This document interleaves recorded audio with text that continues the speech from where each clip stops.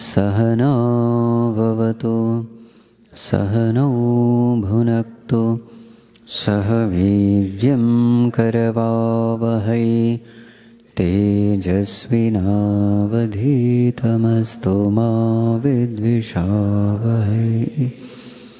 ॐ शान्ति शान्ति शान्ति।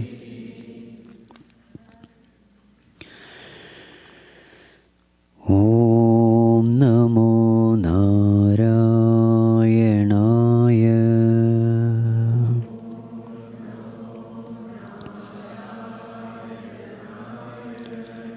ॐ नमो नारायणाय।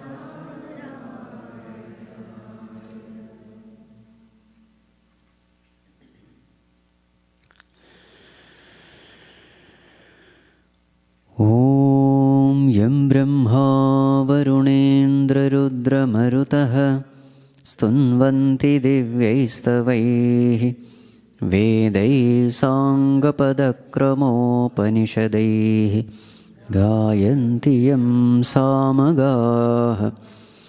ध्यानावस्थिततद्गतेन मनसा पश्यन्ति यं योगिनः यस्यान्तं न विदुःसुरासुरगणाः। देवाय तस्मै नमः देवाय तस्मै नमः।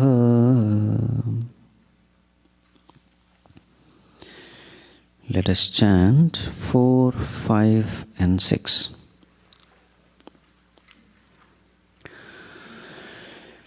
मया ततमिदं सर्वं जगदव्यक्तमूर्तिना मत्स्थानि सर्वभूतानि न चाहं तेष्वस्थितः न च मत्स्थानि भूतानि पश्य मे योगमैश्वरम्।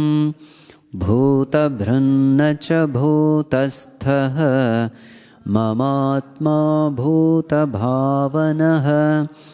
यथाकाशस्थितो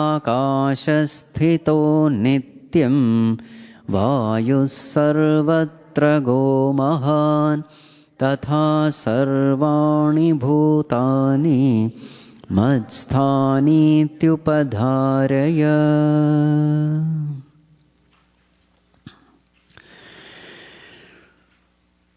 The name of the chapter is Rajavidya Rajaguhya Yoga. So what is that Rajavidya? So that is answered in 4 and 5. What is that great knowledge, the secret knowledge? Maya tatamidam sarvam jagat, avyaktamurtina. Bhagavan says, I am present in this whole world. But in what form? Avyaktamurtina, in my unmanifest form. And since I am present in my unmanifest form, I am not manifest to the sense organs. So therefore, with the sense organs, we cannot perceive the Lord. Bhagavan, in which way are you present? So then Bhagavan makes it 3 statements. What are the 3 statements? Number 1, Matsthani sarva bhutani, all beings exist in me. Second statement, Nachaham teshu avasthitaha, I don't exist in them. And third statement, Nachamasthani bhutani, they also don't exist in me. So the first 2 statements are made from the standpoint of transactional reality, vyavaharika drishti, from the standpoint of us, the jivatmas. What is our condition? We are seeing ourselves, we are seeing the world, we are experiencing the world, transacting with the world. From our standpoint, statement number 1 and 2 are made. And statement number 3 is made from Bhagavan's standpoint. Nachamasthani bhutani. The fact of life is, even these beings don't exist in me. Why? Because the beings don't exist. Meaning what? Brahma Satyam Jagan Mithya. Bhagavan alone is real, rest everything is an illusion, unreal, non-existent. So this is statement number 3. That statement number 3 is from the standpoint of Bhagavan. Statement number 1 and 2 is from our standpoint. So Bhagavad Gita is a teaching for us. So therefore, now Bhagavan is paying attention only to the first 2 statements and not to the third statement. Because third statement may be absolutely true, but it is absolutely useless. Useless for us. World is an illusion. How are you putting this statement into practice? Tell me. In fact, whatever little inspiration to live, that also will go away.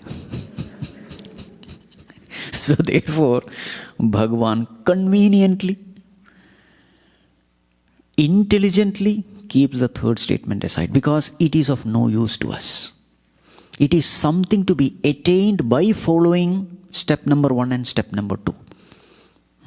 So that which is practical for us, useful for us, that discussion Bhagavan takes up. So in the following discussion, we are not saying world is unreal. We say, yes, world exists. And through the world, the attempt is to shift our attention to God. How can we make worldly experience useful in attaining divine experience? How can we make use of the world in order to reach God? That is a discussion which is going to follow. So therefore Bhagavan says, Bhuta Bhrit Nacha Bhutastaha Mamatma Bhuta Bhavanaha. Arjuna, I am the one from whom all the beings arise. Bhuta Bhavanaha. I am the one who is supporting all beings. Bhuta Bhrit. And I am the one into whom all the beings subside, dissolve. That has to be understood. But Nacha Bhutastaha, I am not affected by them. So now, Bhagavad Gita itself is the best commentary for Bhagavad Gita. This is the common pattern we see in Bhagavad Gita. A statement is made and that statement is elaborated upon. So this statement, Bhuta Bhrin Nacha Bhutastaha Mamatma Bhuta Bhavanaha, this is elaborated. There are so many questions which can come. Question number 1, Bhagavan, how is it possible that you are supporting everyone and you are unaffected? by these happenings. How is it possible? If water is supporting the wave, anything happening to the wave should affect the water also. You are the supporter and you are the unaffected supporter. Bhagavan, is it possible? So this doubt can come. So therefore, this doubt is cleared with an example. What is the example? Yatha kasha sthito nityam vayu sarvatra go mahan. Arjuna, just like the air, vayuhu, sarvatra gaha vayuhu, mahan vayuhu, this air which is all pervading, all powerful, this vayu is supported by yatha akasha, like the space. So when an example is given, take only the relevant aspects. So what are the relevant aspects? Everything in this space, in fact the space supports everything. This is number one. Avakasham dadati iti akasha. The definition of akasha itself is that which gives avakasha. That which allows others to exist is called a space. So it's a supporter. Just like every object exists because of space, without space no object can exist. So then space becomes a supporter. Now what kind of supporter is it? So in the last class we had seen, it is unaffected supporter. Whatever happens to the object, nothing happens to the space. A thing may exist, thing may not exist, the thing may break, the thing may modify, but nothing happens to the space. So therefore we say unaffected supporter. The one who is unaffected by the happenings. And what is the number two? Non-interfering supporter. That object may have some property, the space does not interfere with the property of that object.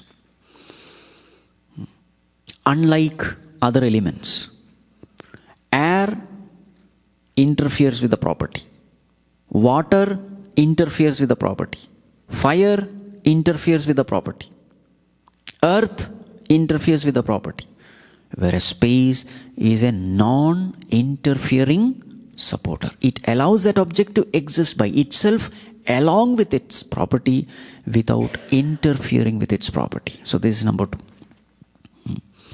Unaffected supporter, non-interfering supporter. What is the third one? I had told you in the last class. It was a video, that's all. Unseen supporter.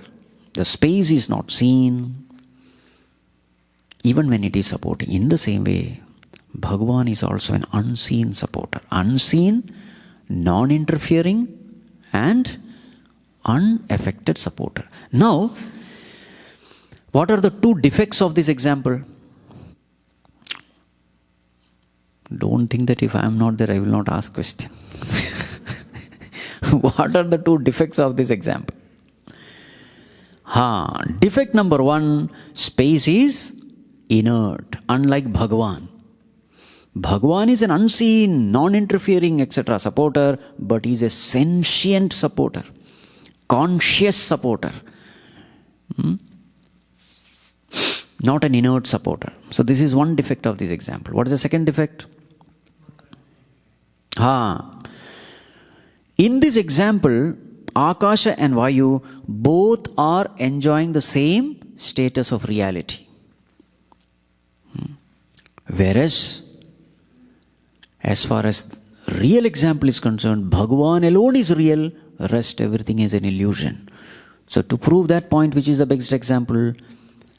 Screen and movie example. Screen alone is real, movie happenings are unreal.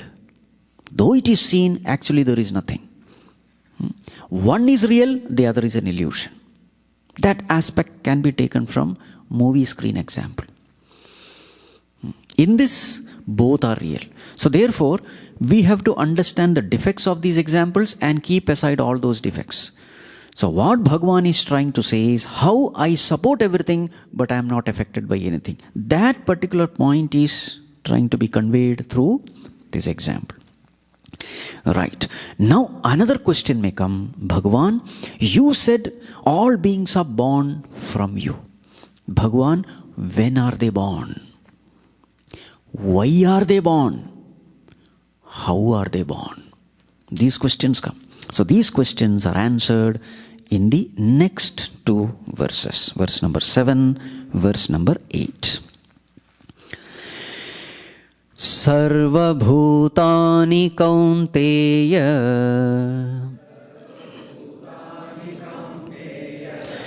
prakritim yanti mamikam kalpakshaye punastani kalpadau visrajamyaham. Together, sarvabhutani kaunteya prakritim yanti mamikam kalpakshaye punastani prakritim swamavashtabhya visrajami punah punah bhutagramamimam kritsnam avasham prakritirvashat prakritim swamavashtabhya visrajami punah punah bhutagramamimam kritsnam avasham prakritirvashan. Yes. So Bhagavan, please tell me, when are these beings born? So that is answered in verse number 7. Sarva bhutani he kaunteya. He kaunteya, sarva bhutani mamikam prakritim yanti. All beings dissolve in me, enter into me, become one with me. When? Kalpakshaye. Kalpakshaye. At the end of kalpa. At the end of kalpa, all beings merge with me. Then what happens, Bhagavan? Punaha. Once again. Tani kalpado visrajami aham. Aham visrajami. I again create all of them. Bhagavan, when? Kalpado. In the beginning of kalpa. So what is kalpa? Simple translation is beginning of creation. But then I expect more from you. During the 8th chapter we have discussed kalpa. So what is kalpa?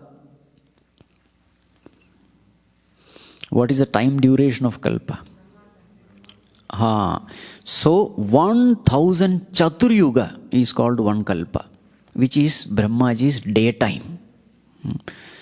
Brahmaji's daytime is 1000 Chaturyuga. How much is his night time? 1000 Chaturyuga. Okay, night time he sleeps, daytime he works. What is his work? Creation. So that 1000 Chaturyuga is what is called as kalpa here. How much is 1000 Chaturyuga? Chaturyuga, how much is Chaturyuga? 4 yugas. What are the 4 yugas? Satya, Treta, Dwapara and Kali. 4 yugas. How much is Kali Yuga? Information better to keep, to scare somebody. Kali Yuga is 4,32,000 years. 4,32,000 years. Into 2 is Dwapara. Into 3 is Treta. Into 4 is Satyuga. So 4 plus 3 plus 2 plus 1, 10. So 10 times Kali Yuga is equal to Chaturyuga. How much is it? 43 lakh. What is it? 43,20,000 years. That is one Chaturyuga. So into 1000. So that is Brahmaji's daytime. So all these discussions we had done During 8th chapter, I am not getting into it. So kalpakshe. So when Brahmaji goes to sleep, the entire creation also has to go to sleep. That is called as pralaya. So pralaye. Kalpakshe means what? Pralaye. All beings enter into me. And then during Srishti, all beings come out of me. After pralaya, do we exist or not? So we exist in our karana sharira. So that is why study of Tattvabodha is important. Tattvabodha is a text. So these fundamentals become clear only when all those basic texts are taken. Okay, I am not getting into that now. Coming back. So, when are we born? When the creation begins, we are born. And during that, many times we are born and we die. But again, when the whole creation subsides, all beings gone. So, that answers the question, when? More detail is not discussed because it is discussed in other chapters. Now the next question is, Bhagavan, how are you creating it? So then the answer is, Prakritim swam avashtabhya. Keeping my Prakriti under my control, using my Prakriti, punaha visrajami. I create again and again. So this is a cyclic process and it's a beginningless process. Swamiji, when was the first creation? This question cannot be answered. Because it's a cyclic creation, it is a beginningless creation. Punaha visrajami. Using my Maya Shakti. So here, see in verse number 8, 2 times the term Prakriti has been used. So in Bhagavad Gita, the meaning of a term depends on where that term appears. Prakritim swamavashtabhya, there the meaning of Prakriti is Maya Shakti. But in the next line, last quarter, Avasham Prakriter Vasha, there also another Prakriti comes. In fact, in 7 and 8, there are 3 times Prakriti term is repeated. Prakritim yanti mamikam, Prakritim swamavashtabhya, Avasham Prakriter Vashat. That is why never try to study scriptures yourself. Otherwise, Prakriti will become Vikriti. Okay. That is why commentary of Bhagavan Adishakaracharya is necessary. You just don't understand what means what, where. Commentary is necessary. So, Prakritim Swamavashtabhya means Bhagavan saying, using my Maya Shakti, I create. But Bhagavan, why do you create? All problems started because I am created in this world. If only I was not born, there wouldn't have any problem. Why are you so insisting upon pushing me into this world? Bhagavan says, see, it is not because of my desire that you have come here. It is because of your own desires. Bhuta gramam imam kritsnam avasham prakrtir vashat. Imam kritsnam bhuta gramam, all this multitude of beings, why are they born? Avasham. They are helpless. All these beings are helpless. Bhagavan, why are they helpless? Prakrtir vashat avasham. They are helpless because of their prakriti, because of their nature, because of their vasana. So here prakriti means that vasana. That BMI chart, that V is that prakriti. Every one of us, we are bound by our vasanas, our likes and dislikes, our desires, our tendencies, inclination. And therefore, constantly we are entertaining some or the other kind of desires in the mind. So why are we born in this world? There is some unfulfilled desire. We badly want that desire to be fulfilled. In order to fulfill that desire, we come to this world. So whose desire is it? Bhagavan's desire or our desire? Bhagavan only fulfills our desire. But entertainment of desire has happened from us.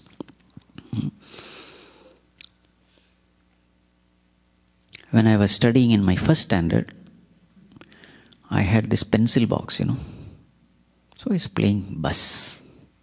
Bus. On that bed I was sitting and playing bus with my pencil box. By evening, father had seen that. Evening I got a toy bus. My father got me a toy bus, not real bus, toy bus. Now tell me, whose desire was this? My father's desire or my desire? My father saw me playing with the bus. Oh, my dear child, my poor child, he is playing with this pencil box. Let me give one. So it was an affordable toy bus. So therefore he got me a toy bus. Exactly in the same way, Bhagavan is our father and mother. So he is creating everything, BMI, PFT, OET, because we have expressed a desire to our parent. We have not explicitly told that desire in the heart he can see because he is the witness. Oh, my child is desiring this, I must give it. So that we is the desire. And who is our father? Om. In fact, that father and mother wants the child to desire himself or herself. My child should love me. But we are very bad children, disobedient children. We said, I don't know, I want this. Insistent, stubborn, arrogant. So when such children are creating so much of ruckus, what do you do? Okay, take. The whole message of Bhagavad Gita is choose me, desire me, don't go to this world. This world is dukkhalayam, there is only suffering there. Choose me. We are not listening. No, I want this. Okay, go. That is OET. Objects, emotions, thoughts, this world. Now mere objects will not do. You have to indulge in it. To indulge in it, you need sense organ. You need a physical body. So take instruments, BMI. So BMI is put in OET. Now mere OET and BMI will not do. Transaction has to happen. Experience has to happen. So both of them are put together. And then we become PFT. That is what we are seeing here. All BMIs becoming PFTs in OETs. Poor Om. All alone. Okay. So therefore, we cannot blame the Lord. We have to blame ourselves if we are here. Yes or no? So therefore, as good children, what should we do? Even while living in this world, even as we are fulfilling all the duties and responsibilities, as good children, we should say, Bhagavan, I am doing this all to reach you, to become one with you, to please you. Then that becomes spiritual living. Spiritual living is not escaping from the world. Spiritual living is not escaping from responsibilities. No. Spiritual living is wherever God has placed us, not to escape from there, but fulfilling those duties and responsibilities in such a way that on one side externally duties are fulfilled, on the other side internally mind is purified and I reach the divine. If this way we make use of our life, that life will be the most fruitful life. Otherwise it is a wasted life. So our job in this world is what? To make every situation, every relation, every interaction fruitful by helping us take these interactions to the Lord. Right, more of it we will see in the next class. Om Sarve Bhavantu Sukhinah Sarve Santu Niramayah Sarve Bhadrani Pashyantu Ma Kaschid Dukkha Bhag Bhaved Asato Ma Sadgamaya तमसो मा ज्योतिर्गमय मृत्योर्मा अमृतं गमय। ॐ पूर्णमदः पूर्णमिदं पूर्णात् पूर्णमुदच्यते पूर्णस्य पूर्णमादाय पूर्णमेवावशिष्यते। ॐ शान्तिः शान्तिः शान्तिः। हरिः ॐ श्रीगुरुभ्यो नमः। हरिः ॐ।